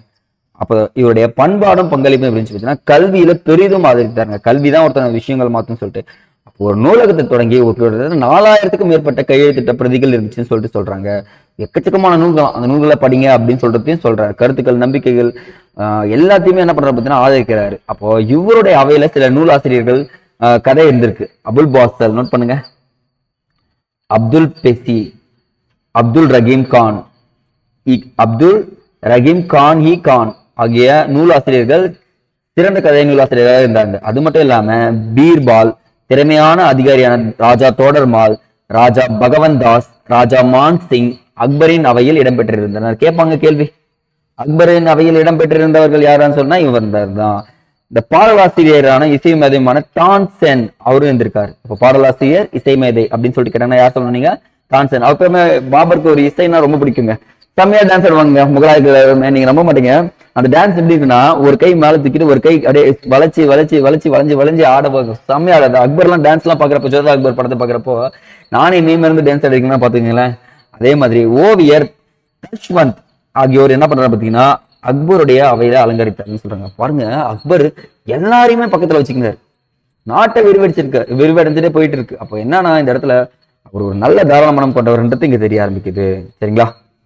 அடுத்ததான் நம்ம பார்க்க போறது ஜகாங்கீர். அக்பருடைய பையன் பேரு தான் ஜகாங்கீர். ஜகாங்கீர் வந்து பாத்தீங்கன்னா கிட்டத்தட்ட ஒரு 1605 இருந்து 1627 வரைக்கும் ஆட்சி பண்றாரு. ஓகேங்களா. ராஜபுத்திர மனைவிக்கு மகனாக பிறந்தவர் தான் இவர். பேர் வந்து பாத்தீங்கன்னா சலீம்னு வைக்கிறார். ஓகேங்களா. சலீம் வந்து பாத்தீங்கன்னா இவர் நூருதீன் முகமது. ஓகேங்களா. சலீம் நூருதீன் முகமது ஜகாங்கீர். ஓகேங்களா. நோட் பண்ணுங்க, ஃபுல் நேம் பண்ணிக்கலாம், நூருதீன் முகமது ஜகாங்கீர். அப்படின்னு என்ன அர்த்தம், உலகத்தை கைப்பற்றுபவர். நோட் பண்ணுங்க, இங்கே உலகத்தை கைப்பற்றுபவர் அப்படின்னு சொன்னா யார் சொல்லணும், நீங்க ஜகாங்கீர் தான் சொல்லணும். அப்படி கூட்டி என்ன பண்றாரு பாத்தீங்கன்னா அரியணை ஏறுறாரு. அரியணை ஏறின உடனே இவருடைய ஆசைகள்லாம் எங்க இருக்க பாருங்க, ஓவியம், தோட்டங்கள், மலர்கள், எல்லா கட்டிடக்கலைகள் எல்லாத்தையுமே ஆசை அதிகமா இருக்கு. ஆனா இவருடைய மனைவி யாரான நூர் ஜகான் ஒருத்தர் இருக்காங்க. அவங்க பேர் என்ன சொல்லுவாங்கன்னா மெக்ருனிசா. கேள்விப்படுங்க, ஒரு சாங் இருக்கும் மெக்ருனிசான்னு சொல்லிட்டு. அந்த மாதிரி உண்மையான அதிகாரத்தில் இருந்தவங்க யாருன்னா அவங்க தான். ஏன்னா ஜகாங்கீர் எப்பவுமே அவருக்கு கலைகள் கட்டிடங்கள் மேல நாட்டை நான் சரியா ஆகணும்னா நான் சொல்ற பேச்சு போன்றவர்கள் கேட்கணும்னு சொல்லிடுறாங்க. இந்த தந்தையின் மரபுகளை ஓரளவுக்கு ஜகாங்கீர் பின்பற்றுறாருங்க. அக்பருடைய எல்லா விஷயத்தையும் பின்பற்றுறாரு. அக்பர் காலத்தின் சமய சகிப்புத்தன்மை ஜகாங்கீர் காலத்திலும் பின்பற்றப்பட்டதான்னு கேட்டாங்கன்னா பின்பற்றப்பட்டதுங்க. ஏன்னா அப்பா என்ன பண்ணாரோ அது நல்லது நானே பண்றேன் அப்படின்ற ஒரு விஷயத்துல இருந்தார். ஆனா தமக்கு எதிராக அரியணையை கைப்பற்ற முயற்சி மேற்கொண்ட கலகம் செய்யறாரு. அவருடைய முதல் மகன் குஷ்ரு, நோட் பண்ணுங்க, என்னடா இவன் இப்பதான் நான் அப்பா தானே பண்ணிட்டு இருக்கேன், அப்பா பண்ண விட நம்ம பெரியவன் ஆயிட்டு பண்ண. ஆனா இங்க ஒரு பிரச்சனை, அக்பரே ரொம்ப நாள் ஆட்சி பண்ணிருப்பாரா? அப்ப இவரே ஒரு 40 வயசுல போய் அரியணை ஏறி இருப்பாரு. யாரு? ஜஹாங்கீர். அவன் பையன் ஒரு 30 வயசு இருக்குமா? யோசிச்சு பாருங்களேன். 30 வயசு ஆச்சு. நம்ம அப்பா சாவறதுக்கு எப்படின்னு ஒரு 20 வருஷம் ஆகும். நம்மளால அது வரைக்கும் சும்மா இருக்க முடியாது. நம்ம என்ன பண்ணோம், கழகத்துல ஈடுபடுவோம்னு சொல்லிட்டு இந்த சீக்கிய குரு ஒருத்தர் குரு அர்ஜுன் சிங்கை அவர் கூட சேர்ந்து இந்த குஷ்டி என்ன பண்றாரு பார்த்தீங்கன்னா கழகத்தில் ஈடுபட்டுருவாருங்க. இந்த செய்தி என்ன ஆயிருந்தா ஜஹாங்கீர் தெரியுது. ஜஹாங்கீர் கூப்பிடுறாரு, எனக்கு எதிராக நீ இப்போ கிளர்ச்சி பண்ற, முன்ன நான் தூக்குல போடுறேன்னு சொல்லிட்டு தூக்குல போட்டுருவாருங்க. யார? குரு அர்ஜுன் சிங். இந்த தூக்குல போட்ட உடனே விளைவா என்ன நடக்கும் பார்த்தீங்கன்னா, சீக்கியர்கள்கிட்ட இருந்து ஒரு சகிப்புத்தன்மை இல்லாத ஒரு பிரச்சனை வருதுங்க. 2 நாள் போர் நடந்துச்சுங்க இதனாலே. ஏன்னா அவருடைய தெய்வமா வழிபடுறவங்க அவங்க எல்லாம் குருவை. அப்ப என்ன ஆயிடுச்சுன்னு பாத்தீங்கன்னா பிரச்சனை பெருசாயிடுச்சு. இதன் காரணமாக ஆப்கானிஸ்தான், பாரசீகம், மத்திய ஆசியா ஆகிய பகுதிகளில் வணிக பாதைகள் கட்டுப்பாட்டை முகலாயர்கள் இழந்துடுறாங்க. ஏன்னா அந்த சைடு போறவங்க எல்லாருமே போடுறான் சீக்கியர்கள். அப்ப என்ன பண்ண முடியும், அந்த போகவே முடியாதுன்ற ஒரு விஷயத்த வந்தது. அது மட்டும் இல்லாம அந்த காண்டகாரை முகலாயர்கள் இழந்து வடமேற்கில் வரும் படையெடுப்புகள் இந்தியாவை திறந்து வைக்க தோன்றியதுன்னு சொல்றாங்க. ஏன்னா இந்தியா மீது யார் வந்தாலும் சீக்கியர்கள் வழி விட்டுருவாங்க, நீ போய் அட்டாக் பண்ணப்போ நீ என்னமா பண்ணிக்கோ அப்படின்னு சொல்ற ஒரு விஷயமும் இருக்கு. ஏன்னா அந்த இடத்துல இவருக்கு சகிப்புத்தன்மையை மேற்கொள்ளாத ஒரே காரணம் தான். ஓகேங்களா. ஆனா ஜஹாங்கீர் அகமது நகரை கைப்பற்றிய போதிலும் அது அவருடைய ஆட்சி காலம் முழுவதும் பிரச்சனைக்குரியதாக இருந்துச்சு. அகமது நகர்னா ஒண்ணு இல்லைங்க, இந்த பாபர் போய் அக்பர் போய் ஒரு விஷயத்தை கைப்பற்றுவாரு, அதனாலதான். அப்ப அந்த அகமது நகர்ல பிஜப்பூர் சுல்தான்கள் ஆட்சி பண்ணிட்டு இருப்பாங்க. அப்போ பெரிய பிரச்சனையே எங்க அகமது நகருக்கு வந்தது என்னன்னு பாத்தீங்கன்னா சிவாஜி. நம்ம பார்ப்போம், அவர் தான் வருவாரு. சரிங்களா. ஆனா அந்த ஜஹாங்கீர் இந்த போர்ச்சுகீசியர் காலத்தில் ஆங்கிலேயர்களுக்கு, போர்ச்சுகீசிக்கு பின்னர் ஒருத்தர் வராங்க, ஏன்னா அவங்க தான் ஆங்கிலேயர்கள், அவங்களுக்கு வணிக உரிமை தருவாரு. ஜஹாங்கீருடைய அவைக்கு வராங்க 2 ஆங்கிலேயர்கள். இந்த 2 ஆங்கிலேயர்ல வில்லியம் ஆங்கிங்ஸ் ஃபர்ஸ்ட் ஒருத்தர் வருவாரு. அவருக்கு வந்து நான் உனக்கு உரிமை தர முடியாது, நீ கிளம்பு, யார் நீ வராது அப்படின்னு சொல்லிட்டு சொல்றாரு. ஆனா இங்கிலாந்து அரசர் 1ஆம் ஜேம்ஸின் பிரதிநிதியா ஒருத்தர் வர்றாரு. அவர் தான் தாமஸ் ரோ அப்படின்ற ஒருத்தர் வர உடனே அவர் உள்ள வந்து பார்க்கும் போது அரண்மனை அவ்வளவு பிரகாசமா இருக்கும். ஏன்னா ஃபுல்லா பளிங்கு கற்கள், தங்கங்கள் எல்லாமே ஜொலிக்குதாங்க. அதை பார்த்தவொடனே என்ன பண்றாரு ஆங்கிலேயர்களுக்கு, என்னங்க மிகவும் எப்படி சொல்றது, பணக்காரான அரசன் யாருன்னா ஜஹாங்கீர் தான் உலகத்திலே அப்படின்னு சொல்லிட்டு ஒரு பெருமையை சொல்லிடுறாங்களா உள்ள வந்தோடனே. அது சொன்ன உடனே இவருக்கு என்ன ஆயிடுச்சா, தாமஸ் ரோ பாப்பா இங்க உனக்கு எந்த இடம் வேணும், வணிகம் நிறுவனமா நிறுவிக்கோ அப்படின்னு சொல்லிட்டு முதல் வணிக மையத்தை சூரத்தில் நிறுவத்துக்கு வழி செஞ்சவரே இருந்தாங்க. அப்ப ஆங்கிலேயருடைய முதல் வணிக மையம் எங்க நிறுவப்பட்டதுன்னு கேட்டாங்கன்னா எங்க சொல்லணும், சூரத்ல தான் நிறுவப்பட்டதுங்க. அப்ப சூரத்ல நிறுவி என்ன பண்ணிடுறாரு பார்த்தீங்கன்னா, இந்த ஆங்கிலேயருடைய ஆட்சி கிட்டத்தட்ட பாத்தீங்களா 1600 வந்தவங்க அப்படியே ஃபுல்லா ஓடிட்டே இருப்பாங்க வாழ்க்கை ஃபுல்லாவே. ஓகேங்களா. அதான் சொல்றாங்க. அந்த மெக்ரோனிசா என்ற ஓவியம் பாருங்க, ரொம்ப அழகிய பெண்ணுன்னு சொல்லிட்டு சொல்லுவாங்க. அடுத்ததான் நம்ம பார்க்க போறது ஷாஜகான். ஷாஜகானோட ஆட்சி காலம் பாருங்க 1627 இருந்து 1658 வரைக்கும் சொல்றாங்க. ஜஹாங்கீரை தொடர்ந்து ஓகேங்களா இளவரசர் குர்ரம் ஒரு அதிகார போராட்டத்துக்கு வராங்க. பின்னர் ஷாஜகான் என்ன பண்றாரு பாத்தீங்கன்னா உலகத்தின் அரசர், ஓகேங்களா, அந்த பட்டத்தோட என்ன பண்றாரு பாத்தீங்கன்னா ஆட்சி பொறுப்பை ஏற்றாரு. ஷாஜகானை பத்தி சொல்லணும்னா நிறையவே சொல்லாங்க, கொஞ்சம் அஞ்செல்லாம் கிடையவே கிடையாது. ஏன்னா அவருடைய ஆட்சி விரிவாக்கம் மட்டும் இல்லாம அவருடைய கலை, கட்டிடக்கலையில இப்போ வரைக்குமே பேசப்பட்டிருக்கு. சரிங்களா. அப்போ அகமது நகருக்கு எதிராக படையெடுத்து மீட்டுறாரு. 1632 மீட்டு அந்த பிஜப்பூர், கோல்கொண்டா எல்லாத்தையுமே கைப்பற்றுறாரு. ஆனா சில சமயத்துல என்ன ஆயிடுதுன்னா மராத்திய போர் தளபதிகள் இருக்குமாங்க தெரியுங்களா, இதுல முக்கியமா அந்த ஷாஜி பான்ஸ்லேன்னு சொல்லுவாங்க. ஷாஜி பான்ஸ்லே யாருன்னா சிவாஜியோட தந்தை தாங்க ஷாஜி பான்ஸ்லே, நோட் பண்ணுங்க. அவங்க கூட பிரச்சனை ஏற்படுங்க.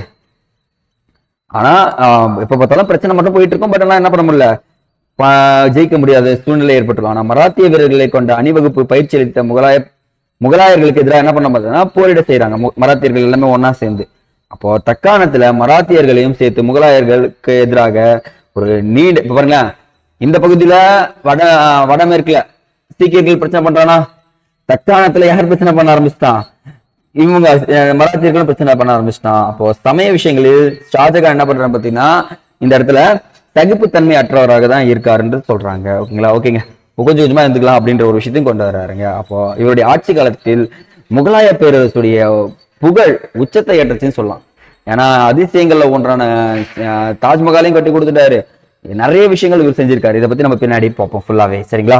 இதுதாங்க ஷாஜகானை பத்தி சொல்லலாம். ஆனா 1657 ஷாஜகான் நோய்வாய்ப்பட்டுறாரு. இவருக்கு 4 பையன் இருப்பாங்க. இவங்க 4 பையன்கள் நடுவில் வாரிசு உரிமை போர் வந்தது. ஓகே, அடுத்த வாரிசு யாரோ வந்துட்டாங்க பாத்தீங்களா, எப்பவுமே பாருங்களேன், அந்த காலத்துல நடந்ததுதான் இப்ப வரைக்குமே நடந்திருக்கு ஒவ்வொரு வீட்லயுமே. அடுத்த வாரிசு நானு, எனக்கு தான் அதிக சொத்து வேணும், நான் தான் உழைச்சு கொட்டினேன். பிரச்சனைனா சரிசமமா பங்கிடு, நீ உழைச்ச உழைக்கல, அவன் வாரிசுன்னு அறிவிக்கப்பட்டது அப்படிதான் சொல்லணும்னு சொல்லுவாங்க. ஆனா இவங்க எப்படி பண்ணுவாங்கன்னா 3 சகோதரர்கள் இருப்பாங்க. யாருக்கு? அவுரங்கசீப்புக்கு. தாரோ, ஷூஜா, முராத் ஆகியோரை என்ன பண்ணிடுறாரு பாத்தீங்கன்னா அவுரங்கசீப் கொன்னுடுறாரு.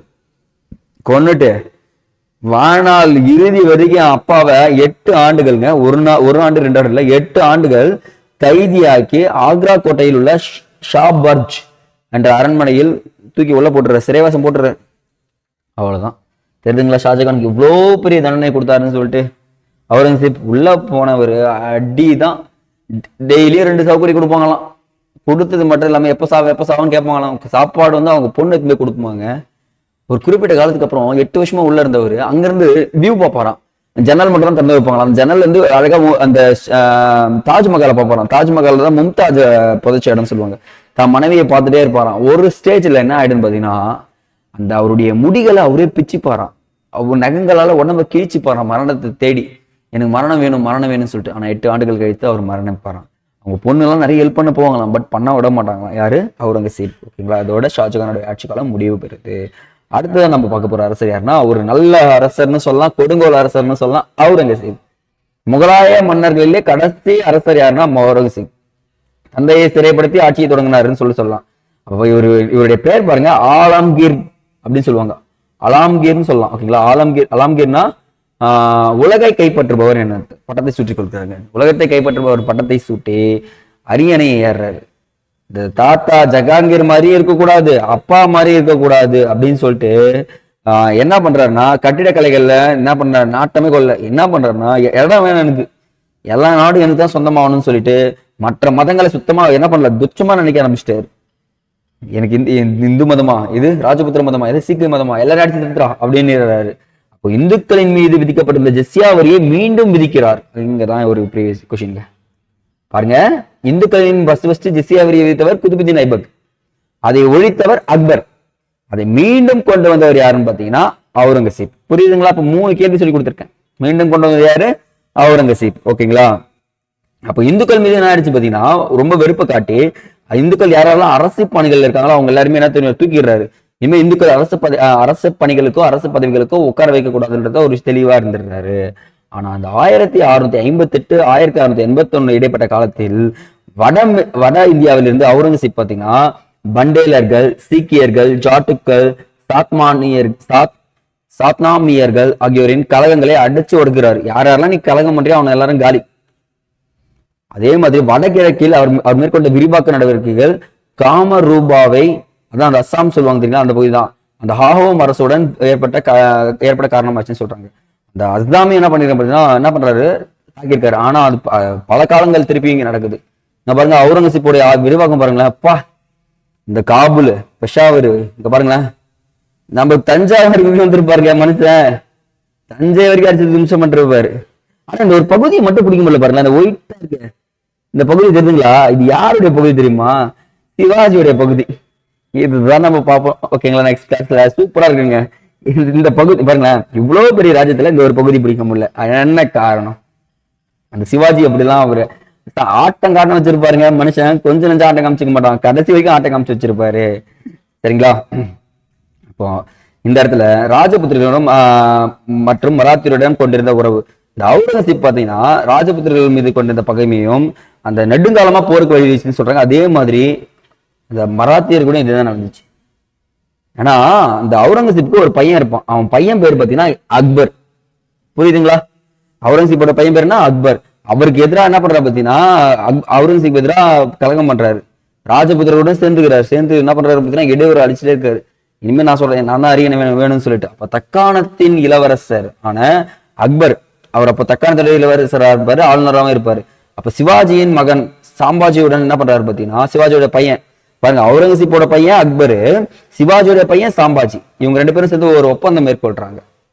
அப்ப இது பார்த்த உடனே அவுரங்கசீப்புக்கு கோவம் வந்துச்சு. என்னது, எதிரியோட பையன் கூட போய் நீ கை கோக்குறியா, அதோ வரண்டா தம்பி அப்படின்னு சொல்லிட்டு 1689ஆம் ஆண்டு அவுரங்கசீப் தக்காணம் போறாருங்க. அங்க போயிட்டு பிஜப்பூர், கோல்கண்டா அரசுகளை அடி பண்ணி வைக்கிறார். முடிஞ்சு போச்சு அவனுக்கு கதை. அது மட்டும் இல்லாம அந்த அடிப்படையை வச்ச உடனே 1674 சிவாஜி என்ன பண்றாரு பாத்தீங்கன்னா ஒரு பேரரசராக அறிவிச்சிடுறாரு. நோட் பண்ணுங்க. 74 என்ன பண்ணிடுறாரு சிவாஜி ஒரு பேரரசரை வச்சு நான் தான் அரசு அப்பதான் சத்ரபதி சிவாஜி சொல்லிட்டு நிறைய வச்சுக்கிறாரு. ஓகேங்களா.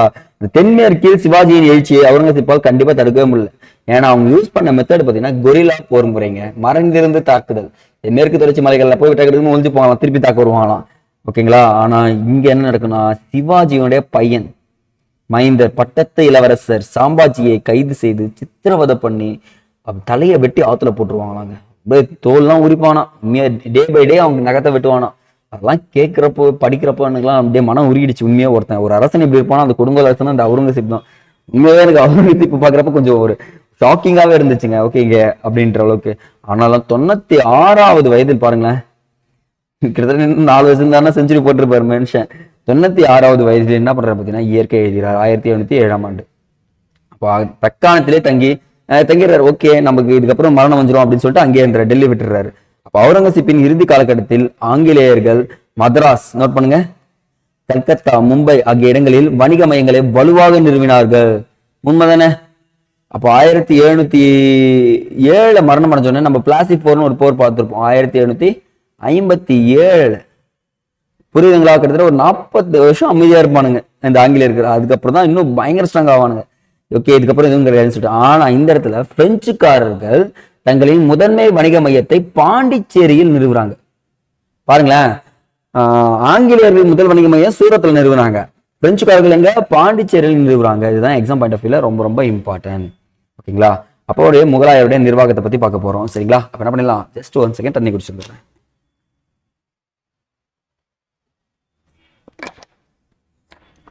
இப்போ எல்லா அரசர்களையும் பத்தி பார்த்தாச்சு. இந்த அரசர்கள்ல முக்கியமான அரசர்களை பத்தி நம்ம என்ன பண்ண போறோம்னா அவங்க செஞ்ச நிர்வாகத்தை பத்தி தான் பேச போறோம். நிறையவே இதுல அக்பர் இருப்பாரு, ஷாஜகானும் இதுல வந்துருவாங்க நிறைய பாயிண்ட்ஸ்ல. நோட் பண்ணலாமா. பெரும் பகுதியில் உறுதியான நிர்வாகத்தை உருவாக்கியவர் யாருன்னா இந்த முகலாய அரசர்கள் தான். இந்த எல்லாத்துக்குமே உயர்நிலை தலைவர் யாருன்னா அரசர் தான் சொல்லிட்டு சொல்லுவாரு. சட்டம் ஏற்றதும் அவர் தான், அதை செயல்படுத்துறதும் அவர் தான், படைகளின் தலைமை தளபதியும் யாரு அரசர் தான், நீதி வழங்குபவரும் அரசர் தான். புரியுதுங்களா. ஆனா இவர் என்ன பண்றாருன்னா எல்லாத்தையும் தன் கையில வச்சுன்னு அமைச்சர் குழுன்ற ஒரு உருவாக்குறாரு. எதுக்குன்னா எனக்கு எதனா டவுட் வந்துச்சுன்னா அதுக்கு நீ சொல்லு, ஆனா அது என்ன பண்ற டிசிஷன் நான் மேக் பண்றேன்னு சொல்றாங்க. அதுல முக்கியமாக இருந்த அதிகாரிகள் இவங்களதான் ரிப்பீட்டடா கொஸ்டின் கேட்பாங்க. நோட் பண்ணுங்க. அந்த வக்கீல்னு சொல்லக்கூடிய பிரதம மந்திரி. அப்போ வக்கீல் என்ன அர்த்தம், பிரதம மந்திரி. 2வது வஜீர் அல்லது திவான். திவான் வருவாய் அல்லது வருவாய்த்துறை அல்லது செலவுகள். அடுத்தது மீர் பாக்ஷி அப்படின்னா இராணுவத்துறை அமைச்சர். மீர் சமான் அப்படின்னா அரண்மனை நிர்வாகத்தை கவனித்துக் கொள்பவர். ஓகேங்களா. அடுத்தது குவாஜி தலைமை நீதிபதி ஆவார். ஓகேங்களா, தலைமை நீதிபதி. சதாவுஸ் சுதார் அப்படின்னா இஸ்லாமிய சட்டங்களை நடைமுறைப்படுத்துபவர். சாரியான்னு சொல்லுவாங்க. சாரியான்றது இஸ்லாமிய சட்டங்கள். நோட் பண்ணுங்க, சாரியான்றது இஸ்லாமிய சட்டங்கள் சொல்லுவாங்க. இந்த இடத்துல மாகாண நிர்வாகம் எப்படி இருந்துச்சு பாத்தீங்கன்னா நம்மளது இப்ப மாவட்டங்கள் மாநிலங்கள்லாம் இருக்குல்ல, அதே மாதிரி மாகாண நிர்வாகம் பல சுபாக்களை கொண்டுள்ளது. நோட் பண்ணுங்க, இப்படியே இருங்க. சுபா, இந்த சுபா ஒவ்வொரு சுபாவும் சுபேதாரால் ஆட்சி பண்ணப்படும். சுபேதார் எப்படின்னு சொல்லக்கூடிய ஒரு அதிகாரி என்ன பண்ணுவாரு, நான் பாத்துக்கிறேன் நீ போப்பான்னு. ஆனா ஒவ்வொரு சுபாவும் என்ன பண்ணா பல சர்க்கார்களாக பிரிக்கப்படுது. இந்த சர்க்கார்கள்னா என்ன அர்த்தம்னா மாவட்டம்ங்க. ஓகேங்களா. இந்த சர்க்கார்கள் எல்லாம் என்ன பண்றது பாத்தீங்கன்னா பார்கானாவாக பிரிக்கப்படுதுங்க. பர்கானா இந்த பல கிராமங்களை உள்ளடக்கியது தான் இந்த பர்கானாங்க. பல கிராமங்களை உள்ளடக்கியது. அப்ப சுபானா மாநிலம் வச்சுக்கலாமா. சுபானா அர்த்தம் மாநிலம், அது ஆட்சி பண்றவங்க சுபேதர்கள். சர்க்கார்னா மாவட்டத்தை ஆட்சி பண்றவங்க. பர்கானான்றது கிராமங்கள் சொல்லலாம். அப்போ பல கிராமங்களை உள்ளடக்கியதுதான் நம்ம இங்க என்ன சொல்றோம், பர்கானா அப்படின்றத சொல்றாங்க. சரிங்களா, இங்க கொடுத்துருப்பாங்க பாருங்க. அவ்வளவுதாங்க. அடுத்து உள்ளாட்சி அமைப்பு பொறுத்த வரைக்குமே பாத்தீங்கன்னா இந்த நகரங்களிலும் பெருநகரங்களிலும் கொத்வால், நோட் பண்ணுங்க, கொத்தாவால் அப்படின்வாங்க. கொத்தவால் எனும் அதிகாரி நிர்வகிக்கப்படுறார். இந்த கொத்தவால் பார்த்தீங்கன்னா சட்ட ஒழுங்கை பராமரிக்கிறார். அவனா ஒருத்தனை தப்பு பண்ணானா கிராமத்துல அவனை தூக்கி அப்படி ஜெயில போடுறது, இல்ல சிறையில போடுறது, கொல்றது, இதுதாங்க பண்ணிட்டு இருப்பாங்க. அப்போ பஞ்சாயத்துகள்லாம் கிராம நிர்வாகிகள் என்ன பண்ணுறது பார்த்தீங்கன்னா உறுப்பினர்கள் தீர்ப்பு வாங்கினா சொல்றாங்க. அந்த பஞ்சாயத்து உறுப்பினர்கள் இருக்காங்கல்ல, அவன் ஒவ்வொருத்தரும் தீர்ப்பு வாங்க ஆரம்பிச்சிட்டான். ஓகே, அடுத்ததான் படை நிர்வாகம். இந்த படை நிர்வாகத்தை பொறுத்த வரைக்கும் என்ன ஆச்சுன்னா முகலாய ராணுவத்துல காலப்படை, குதிரைப்படை, யானைப்படை, பீரங்கி படைகள். இந்த முதலாம் பானிபட் போர்ல ஜெயிக்கிறதுக்கு காரணம் என்ன சொன்ன, பீரங்கி படைகள் சொன்னல, அது எல்லாமே இருந்துச்சு. அரசர் நன்கு பயிற்றுவிக்கப்பட்ட சிறப்பு வாய்ந்த ஆயுதங்களை ஏந்திய எண்ணிக்கையிலும் அதிக பாதுகாப்பு வீரர்களையும் அரண்மனையின் காவலராக பணியமிக்கிறார். ஓகேங்களா, அரண்மனை காவலராக யார் இருப்பார்னா எல்லாத்துலயுமே நீ இருக்கணும், நீ உங்ககிட்ட எந்த ஆயுதம் கொடுத்தாலும் நீ அதை வச்சு அட்டாக் பண்ணி ஜெயிக்கணும் அப்படின்ற ஒருத்தனை தான் செலக்ட் பண்ணி வைப்பாரு. ஓகேங்களா, அடுத்ததான் நம்ம பார்க்க போற டாபிக் ரொம்ப ரொம்ப இம்பார்ட்டன்ட், மன்சப்தாரி முறைங்க. மன்சப்தாரி முறையை அறிமுகம் செய்தவர் யாருன்னா அக்பருங்க. இம்முறையின் கீழ் பிரபுக்கள், ராணுவ அதிகாரிகள், குடிமை பணி அதிகாரிகள் ஒன்று சேர்க்கப்பட்டு ஒரே பணியாக மாத்திடுறான். இப்ப ஐஏஎஸ், ஐபிஎஸ், ஐஎஃப்எஸ் இருக்குல்ல, அது எல்லாத்தையும் தூக்கி என்ன பண்ணிடுறான், மன்சப்தாரின்னு சொல்லிட்டு மாத்திடுறான். பணியில் உள்ள ஒவ்வொரு மன்சப்தா படிநிலையா ஒவ்வொருத்தருக்கும் ஒவ்வொரு தகுதி கொடுக்குறான். அப்படியின் தகுதி என்பதுனா பெற்றவர் தான் மன்சப்தார் அப்படின்னு சொல்லிட்டு சொல்லுவாங்க. அப்ப என்னன்னா ஜாட் மற்றும் சவார் இது ரெண்டு விஷயத்த எடுத்துன்னு வர்றாருங்க, நோட் பண்ணுங்க. ஜாட் மற்றும் சவார். ஜாட் என்பது அவரது தகுதியை குறிக்குமா, ஜாட்னா உன்னுடைய தகுதி ஒரு ஸ்டாரா 2 ஸ்டாரா அப்படின்றது குறிக்கும். ஜவார் என்பது மன்சப்தாரி பராமரிக்க வேண்டிய குதிரைகள், குதிரை வீரர்களின் எண்ணிக்கையை குறிக்கும். ஓகேங்களா, அப்ப ஜவார்னா அர்த்தம், நீ 10,000 பேரை வச்சிருந்தனா 10,000 பேர் இருக்கு, உங்ககிட்ட 1000 குதிரைகள் இருக்கு. ஓகேங்களா, இது எல்லாத்தையும் நீ தான் பாத்துக்கணும், ஏதாச்சும் எனக்கு ஒரு பிரச்சனை வந்துடணும் அப்படின்னு சொல்லிட்டு சொல்றாங்க. அவன் தான் மன்சப்தாரின்னு சொல்லுவாங்க கடைசியா. ஓகேங்களா, அந்த மன்சப்தாரிக்கு ஊதியமா என்ன கொடுப்பாருன்னு பாத்தீங்கன்னா குதிரைகளின் எண்ணிக்கை மற்றும் எல்லாத்தையும் பொறுத்து தான் ஊதியம் கொடுப்பாங்க. அதை 10 முதல் 10,000 வரை இருக்கும்னு சொல்லிட்டு சொல்றாங்க. இந்த பேரரசர்கள் மன்சப்தார்களுக்கு ஊதியம் தான் கொடுத்துருக்காங்கன்றதையும் இங்க சொல்றாங்க. இந்த வந்து நிலங்கள்லாம் கொடுக்கல. ஊதியம் பெறுவதற்கு முன்பு நடைபெறும் மேற்பார்வையின் போது மன்சப்தார் வந்து பாத்தீங்கன்னா குதிரை வீரர்களை காட்சிப்படுத்தணும். ஒவ்வொரு மாசமும் என்ன பண்ணோம், என்கிட்ட இவ்வளவு பேர் இருக்காங்க, இப்போ ஊழல் குறைக்கப்படுதா பாருங்க, நான் வந்து கணக்காமிக்கிறேன், என்கிட்ட 10,000 பேர் குதிரைகள் அங்க மேய்ஞ்சிட்டு இருக்காங்க சொன்னா ஒத்துப்பாங்களா, ஒத்துக்க மாட்டாங்க, நீ போய் நேர்ல இருந்து வை அப்படின்னு சொல்லிட்டு சொல்றாங்க. அதே மாதிரி திருட்டை தவிர்ப்பதற்காக குதிரைகளுக்கு முத்திரையிடும் முறையும் பின்பற்றப்பட்டது. இதுதாங்க ரொம்ப ரொம்ப இம்பார்ட்டன்ட், நோட் பண்ணுங்க. அப்போ முகலாயரோட காலத்திலும் திருட்டை தவிர்ப்பதற்காக குதிரைகளுக்கு முத்திரையிட்டு இருக்காங்கன்னு சொல்லிட்டு சொல்றாங்க. அப்போ அக்பர் காலத்துல இது இருந்துச்சு. அப்போ அந்த அரசர்கள் என்ன பண்ணுவாங்க பாத்தீங்கன்னா, போர் ஏற்படுத்தினா இவங்களை கூட்டு வந்துருவாங்க. ஓகேங்களா, ஆனா இந்த அக்பருடைய ஆட்சி காலத்தில் மன்சப்தார் முறை பதவி வந்து பாத்தீங்கன்னா பரம்பரை உரிமையாக இல்லை. ஆனா அவருக்கு பிறகு வந்தவர்கள் எல்லாமே இது பரம்பரை உரிமையாக மாற்றினார்கள். அப்ப எக்ஸாம் கேட்பாங்க, அக்பர் காலத்தில் மன்சப்தாரி முறை பரம்பரையாக மாற்றப்பட்டதான்னு கேட்டா என்ன சொல்லணும், இல்லைன்னு சொல்லிட்டு சொல்லணும். சரிங்களா, அடுத்தது நில வருவாய் நிர்வாகம். அக்பரின் ஆட்சியின் போது நில வருவாய் நிர்வாகம் சீரமைக்கப்படுதுங்க. ஏன்னா இந்த அக்பரின் வருவாய்த்துறை அமைச்சர் ஒருத்தர் இருக்காரு, ராஜா தோடர்மால். ஓகேங்களா, ஷெர்ஷா அறிமுகம் செய்த முறையை பின்பற்றுகிறார். அப்போ அக்பரின் முன்னோடி அப்படின்னு சொல்லிட்டோம்னா ஷெர்ஷா சொல்லலாமா இங்க, அதுதான் காரணம். ஏன்னா வருவாய்த்துறையில என்ன பண்ணிருக்காரு, இதுதான் பண்ணிருக்காரு. அப்போ ஷெர்ஷா அறிமுகம் செய்த ஒரே முறையை இவரும் பண்றாரு. அப்போ முறையை மேலும் சீர் செய்கிறார். தோடர்மால் என்றவர் பாத்தீங்கன்னா ஜப்த் அப்படின்னா என்னன்னா வடமேற்கு இடங்களை நடைமுறைப்படுத்தினார். இம்முறையின்படி நிலங்களை அளவை செய்யப்பட்டு அவற்றின் இயல்புக்கு வளத்திற்கு ஏற்றவாறு வகைப்படுத்தப்படுகிறது. ஜப்த்னா என்ன அர்த்தம், இங்க நிலங்கள் வகைப்படுத்துறாங்க. அப்ப நிலங்கள் வகைப்படுத்தும் முறைக்கு என்ன சொல்லலாம் நம்ம இங்க, ஜப்துன்னு சொல்றாங்க. அப்ப 10 ஆண்டு காலத்திற்கு விளைச்சலில் 1/3 பங்கு, 1/3 பங்கு என்ன பண்ணணும், அரசுக்கு நீ கண்டிப்பாக வரி செலுத்த வேண்டும் அப்படின்னு சொல்லிட்டு சொல்றாங்க. ஷாஜகான் காலத்தில் ஜப்த் அல்லது ஜப்தி எனும் இம்முறைக்கு தக்கான மாகாணங்களுக்கும் நீடிக்கப்பட்டுள்ளது. அப்ப ஜப்துனா என்ன அர்த்தம், நிலங்களை வகைப்படுத்தி அதுல இருந்து வரி வசூல் செய்வது அப்படின்றத தெரிஞ்சு வச்சுக்கிட்டா போதுமானதுங்க. ஒரே நிமிஷம் தனி சொல்றேன்.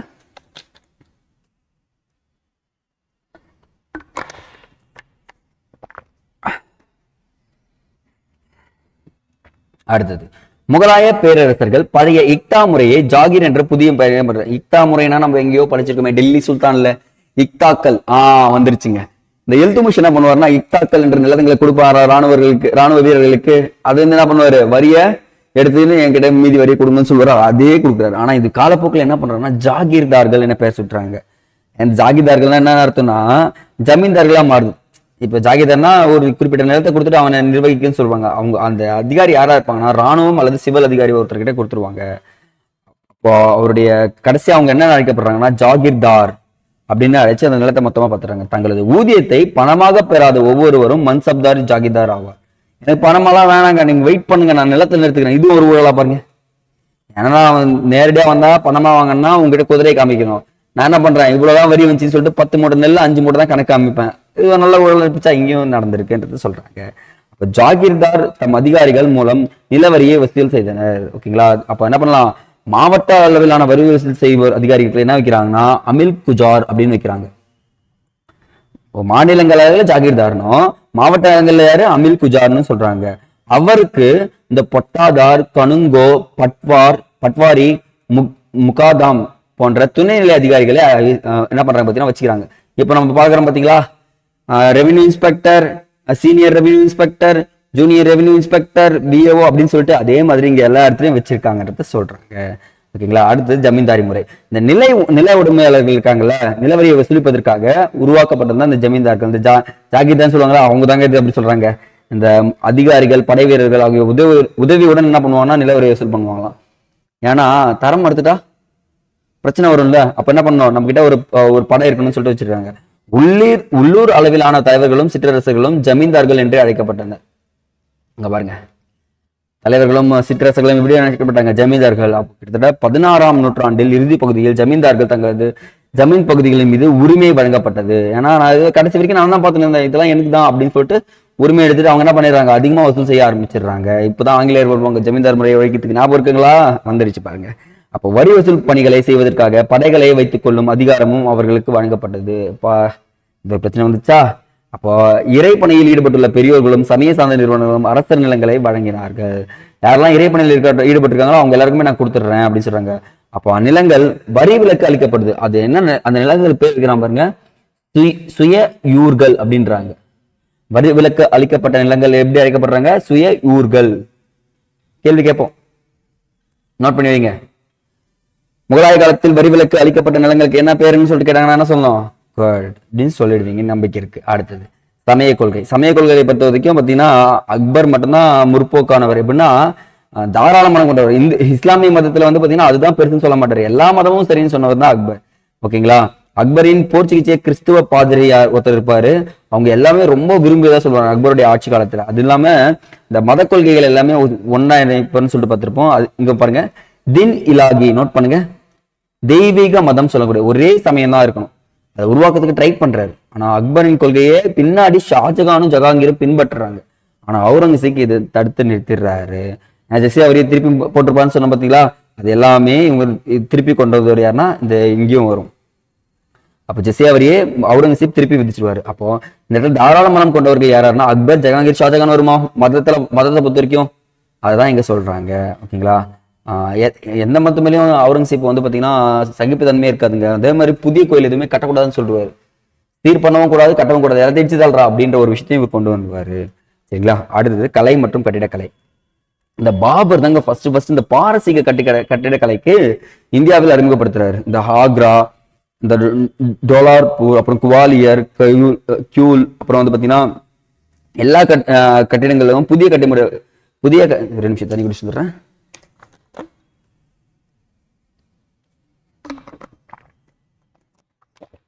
புதிய பாணியை அறிமுகம் செய்கிறார். ஆனா இதுல சில கட்டிடங்கள் மட்டுமே உள்ளது. ஓகேங்களா. ஏன்னா இப்போ நிறைய என்ன ஆயிடுச்சு உங்களுக்கு தெரியாத ஒண்ணு இல்லை. அதே மாதிரி ஹுமாயூன் டெல்லியில் அரண்மனை ஒன்று கட்டுறாரு, அதுக்கு பேர் தின்ஹி பானா அப்படின்னு சொல்லிட்டு. இது பின்னாளில் ஷெர்ஷாவால் இடிக்கப்பட்டிருக்க கூடுன்னு சொல்றாங்க. ஏன்னா ஷெர்ஷா வரப்போ ஹுமாயூன் என்னென்ன வச்சிருந்தாரு அதை மொத்தத்தை இடிக்கிறாரு. அவ்விடத்தில் ஷெர்ஷா என்ன பண்றாரு தெரியுமா, புராண கிலாவை கட்டினார். அப்ப புராண கிலாவை கட்டியவர் யாருன்னு கேட்டா என்ன சொல்லணும், ஷெர்ஷா, மறக்காதீங்க. அப்போ ஹுமாயூனுக்கும் ஷெர்ஷாக்கும் நடந்த பிரச்சனை இல்ல, அந்த இடத்துல தின்ஹி பனாவை இதான் டெஸ்ட்ராய் பண்ணிட்டு புராண கிலாவை கட்டியவர் யாருன்னா ஷெர்ஷா. ஷெர்ஷாவின் ஆட்சி காலத்துல சில முக்கியமான சின்னங்கள் இருக்கு. அது பீகார்ல சசாராம் என்னும் இடத்தில் அமைந்துள்ள கல்லறை மடமாகும். அவருடைய கல்லறையும் அங்கதான் இருக்குங்க. யாருடைய ஷெர்ஷாவுடைய கல்லறையும் அங்கதான் இருக்கும்னு சொல்லிட்டு சொல்றாங்க. அடுத்தது பாருங்க, அக்பர் வச்சிருந்த அக்பர் கட்டிய சில விஷயங்கள். திவான் இ காஸ், திவான் இ ஹாம், பஞ்ச் மஹால், பிரமிடு வடிவிலான 5 அடுக்கு கட்டிடம்ங்க. பாருங்க 5 அடுக்கு கட்டிடம் அப்ப கட்டிருக்காங்க. ரங்க் மஹால், சலீம் சிஸ்டீன் கல்லறை. ஓகேங்களா. அதே மாதிரி புலன் தர்வாசா ஆகியவை அக்பரால் கட்டப்பட்டது. நோட் பண்ணுங்க, யாரால் கட்டப்பட்டதுன்னு கேட்டாங்கன்னா அக்பரால் கட்டப்பட்டவை ஆகும். அதே மாதிரி சிக்கந்தராவில் உள்ள அக்பரின் கல்லறை கட்டிட பணிகளை நிறைவு செய்தவர் யாருன்னா ஜஹாங்கீர். இப்ப கேட்கலாமா, அக்பரின் கல்லறையை நிறைவு செய்தவர் யாருன்னா ஜஹாங்கீர். எந்த இடத்துல இருக்கு, சிக்கந்தராவில் இருக்கிறது. ரொம்ப ரொம்ப இம்பார்ட்டன்ட் பாயிண்ட், நோட் பண்ணுங்க. ஆக்ராவில் நூர்ஜஹானின் தந்தையான இமத் உல் தௌலாவின் கல்லறையும் கட்டினவர். ஓகே, இந்த ஜஹாங்கீர் தான் அவர் நூர்ஜஹானுடைய அப்பா கல்லறையும் கட்டியிருப்பாருன்றத சொல்றாங்க. சரிங்களா. அப்போ முகலாயருடைய பேரரசும் அதன் புகழும் உன்னதமும் ஷாஜகான் காலத்துல பார்த்தீங்கன்னா உச்சத்தை எட்டது நம்ம ஆல்ரெடி பார்த்துருக்கோம். ஓகேங்களா. அவர் பாருங்களா, விலை உயர்ந்த கல்கள், ரத்தினங்கள் இது எல்லாத்தையுமே போயிடுச்சு மயிலாசனத்தை உருவாக்கியிருக்காருங்க. மயிலாசனம் ஒரு காலத்துல சூறையாடப்படும், ஆப்கானிஸ்தான் தாண்டி கொண்டு போவாங்க. இப்போ வரைக்கும் உஸ்பெகிஸ்தான் சம்திங் எங்கேயோ இருக்குன்னு சொல்லிட்டு கேள்விப்பட்டிருக்கேன். ஓகேங்களா. அப்போ மயிலாசனம் யாருடைய அவை காலத்தில் இருந்துச்சுன்னா ஷாஜகான் காலத்தில் இருந்துச்சுன்னு சொல்லலாமா. அதே மாதிரி யமுனை நதிக்கரையில் உலக புகழ்பெற்ற தாஜ்மஹால் எழுப்பப்பட்டது யாருடைய காலத்துலன்னா ஷாஜகான் காலத்தில் தான். ஆக்ராவில் உள்ள முத்து மசூதி அது வந்து பாத்தீங்கன்னா மோதி மசூதின்னு சொல்லுவாங்க அது. அதே மாதிரி டெல்லியில் உள்ள மிகப்பெரிய ஜிமா மசூதி ஷாஜகானால் கட்டப்பட்டது. நோட் பண்ணுங்க. ஷாஜகான் பாருங்க மயிலாசனமும் வைக்கிறாரு, தாஜ்மஹாலையும் கட்டுறாரு, முத்தி மசூதி மற்றும் ஜிமா மசூதியும் கட்டி அழகு பார்க்கிறாரு. ஆனா இவருக்கு பின்னாடி வந்த அவுரங்கசீப் வந்து பாத்தீங்கன்னா கட்டிடக்கலை மீது பெரிய ஆர்வம் கிடையாது. ஆனா அவுரங்கசீப்புக்கு ஒரு பையன் இருப்பான். அவன் பையன் பேர் பாத்தீங்கன்னா ஆஜம் ஷா. நோட் பண்ணுங்க. அவுரங்கசீப்போட பையன் பேர் என்ன? ஆஜம் ஷா. தாயின் அன்பை போற்றும் வகையில் அவுரங்காபாத்தில் பிபிகா மக்பரா என்னும் கல்லறையை கட்டி பயங்கரமா பேசப்படுங்க. ஓகேங்களா. இப்போ அவுரங்கசீப்போட பையன் ஆஜம் ஷான்றதை தெரிஞ்சுக்கிட்டா போதுமானது. சரிங்களா. இந்த செங்கோட்டை இருக்கு பாத்தீங்களா, ஷாஜகான் தாங்க. இப்போ நம்ம செங்கோட்டை பார்ப்போம். லால் குயிலா அப்படின்ற அழைக்கப்படும் டெல்லியில் உள்ள செங்கோட்டை முகலாய பேரரசுடைய வாழ்விடமாக தெரிஞ்சுச்சுங்க. கிட்டத்தட்ட 1639 ஷாஜகானால் மதில்கள் சூழப்பட்டு தனது தலைநகரை ஷாஜகானாபாத் கட்டப்பட்ட அரண்மனையாகும். இக்கோட்டையை சிவப்பு நிற கற்களால் கட்டப்பட்டுள்ளதால் இது செங்கோட்டை என அழைக்கப்படுகிறது. செங்கோட்டை என அழைக்கிறதுக்கு காரணம் புரியுதுங்களா? சிவப்பு நிற கற்கள் அங்க அதிகமா இருக்குன்றத சொல்றாங்க. சரிங்களா. சரிங்க. இந்த லெசன்ல நம்ம இம்பார்ட்டன்ட் பாயிண்ட்ஸும் சொல்லியிருப்போம், எக்ஸ்ட்ரா பாயிண்ட்ஸும் நிறையவே சொல்லியிருப்போம். சரிங்களா. நீங்க லைன் பை லைனா படிச்சா தெரிஞ்சுக்கிட்டு கதை வடிவில் நீங்க கேட்டு இது அப்படியே நோட்ஸ் எடுத்து வச்சுருந்தீங்கன்னா என்ன பண்ணலாம், ஈஸியாவே மார்க்ஸ் ஸ்கோர் பண்ணிடலாம். நம்ம சொன்ன extra information, exam point of view எல்லாத்தையும் படிச்சு வச்சுக்கோங்க. எக்ஸாம்ல உங்களுக்கு ரீகால் பண்ணிட்டு போறதுக்கு ரொம்ப யூஸ்ஃபுல்லா இருக்கும். சரிங்களா. ஓகேங்க. அடுத்த வீடியோ சந்திக்கலாம். நன்றி.